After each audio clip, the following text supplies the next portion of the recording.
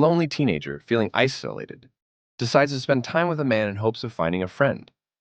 Unfortunately, their bond takes a sinister turn, leaving her with lasting trauma. One evening in an Italian store, Nadia buys a scratch card, unaware that Brando and his uncle are watching her. The next day after school, Nadia returns to the store, where Brando strikes up a conversation. He asks her about her snack choice, and after some hesitation, she mentions wanting an ice pop. Excited by her answer, Brando offers to pay for it, and she happily agrees. Once she selects her flavor, Brando doesn't let her go. Instead, he invites her for a walk. Outside, he shows interest in her life, asking if she lives nearby. Nadia confirms her residency, but Brando notes that she always seems to be alone. When he inquires about her friends, she admits she has none, stating that her peers annoy her. Brando then asks about her schooling, and she tells him she's in her third year at a hotel and catering school. This surprises Brando, as he has also attended that school. He jokes about selling his waiter's shoes if she needs them, but Nadia remains quiet. Brando then shares that he dropped out of school, prompting Nadia to ask about his current pursuits. He explains that he often changes jobs, but enjoys helping his uncle at the repair shop from time to time. Brando, noticing Nadia's silence, decides to invite her to his house, promising to show her a rare gun owned by his uncle. He piques her interest by mentioning that it's an Astra Cub, which he claims is extremely valuable due to its scarcity. Once at his home, he invites her to see the gun. Brando takes her to a room and retrieves a box containing the coveted firearm. He boasts that it's the smallest gun in the world, and eagerly hands it to Nadia for her to examine. Initially intrigued, she soon feels indifferent as she inspects the weapon. After he takes the gun back, Brando attempts to touch her, but she pushes him away. Nadia insists that they should leave, but Brando refuses, insisting he hasn't yet claimed her. He pressures her to agree to sleep with him, emphasizing their privacy. Uncomfortable, Nadia firmly states her refusal, which only angers him. He accuses her of being experienced and suggests she's merely playing hard to get. Ultimately, Brando resorts to threatening her with the gun, causing her to panic. When she tries to flee, he slams her against the wall and demands her submission. Before he can assault her, Brando goes to the living room and turns on the television, cranking up the volume to muffle any cries for help she might make. Shortly after the assault, he instructs Nadia to keep their encounter a secret. If Nadia refuses to cooperate, he threatens to involve his uncle and his friends in teaching her a lesson. She simply nods in response to his threat.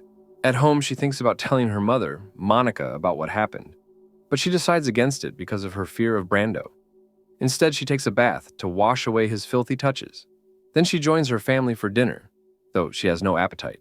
Suddenly, a loud knock startles her, and she fears it might be Brando.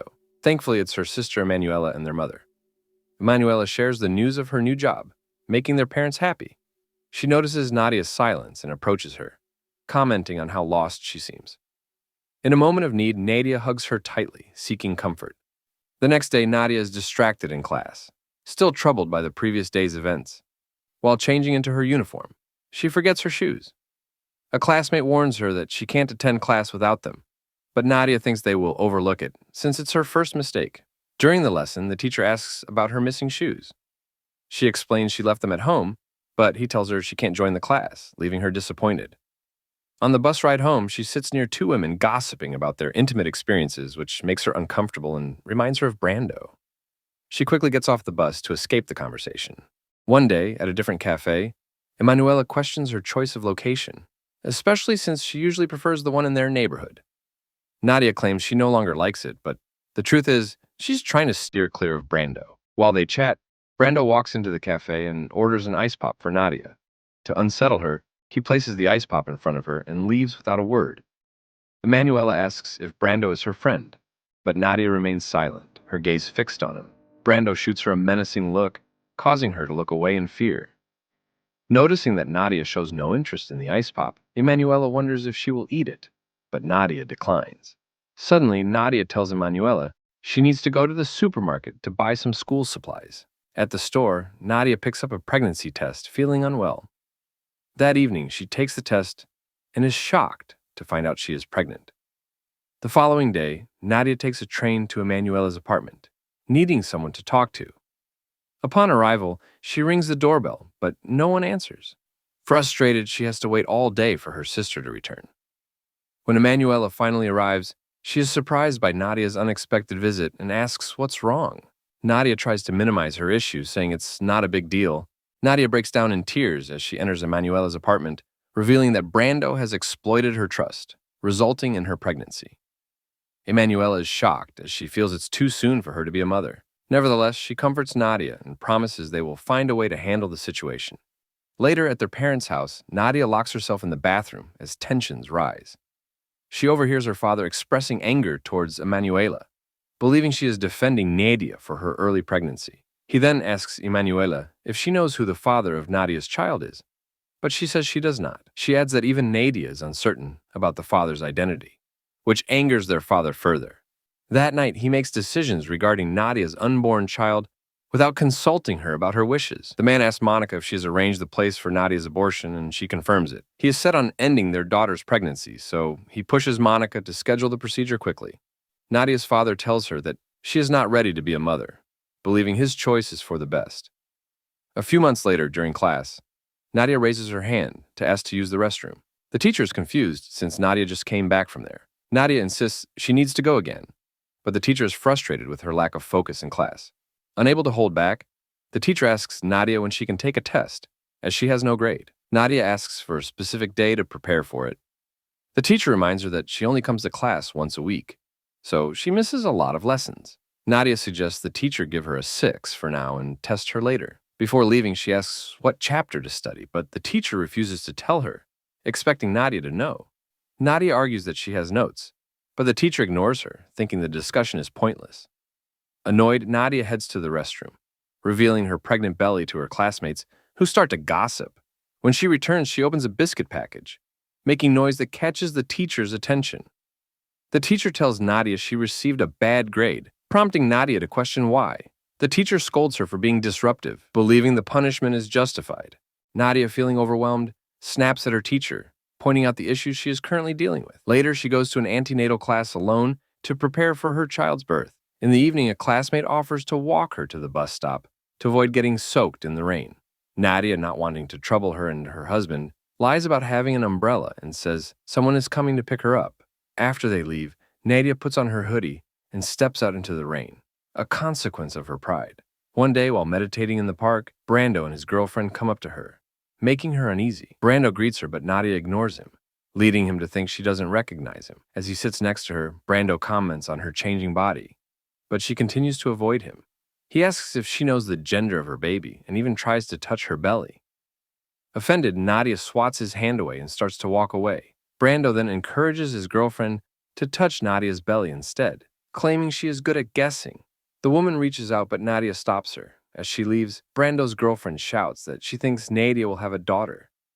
Curious, she asks Brando how he knows Nadia, and he lies, saying they are friends.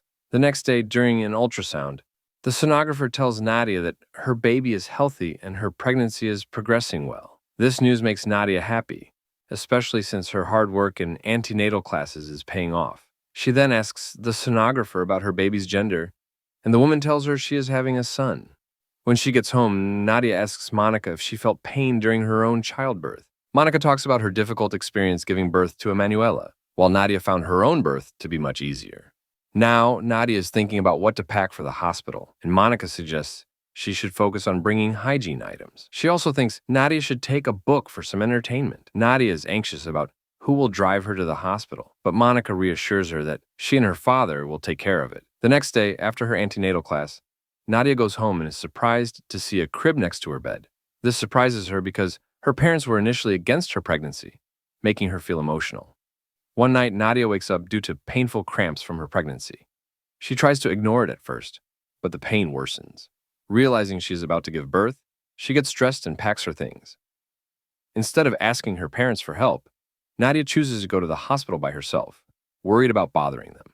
Soon after, she is resting in the hospital after giving birth to her son, Livio. Monica, who is concerned, tells her that Livio is healthy.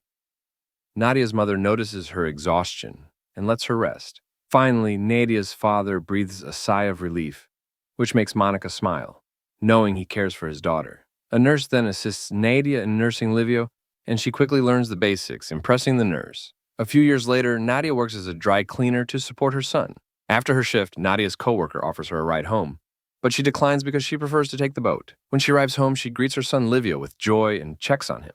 Monica is concerned about Nadia being home late, and Nadia explains that they had to complete a large delivery. Her mother offers to make her dinner, but Nadia feels bad since she knows her mother must be tired. To ease her worries, Monica reassures her that she is okay. Her father, curious about her job, asks if it is physically demanding, and she agrees.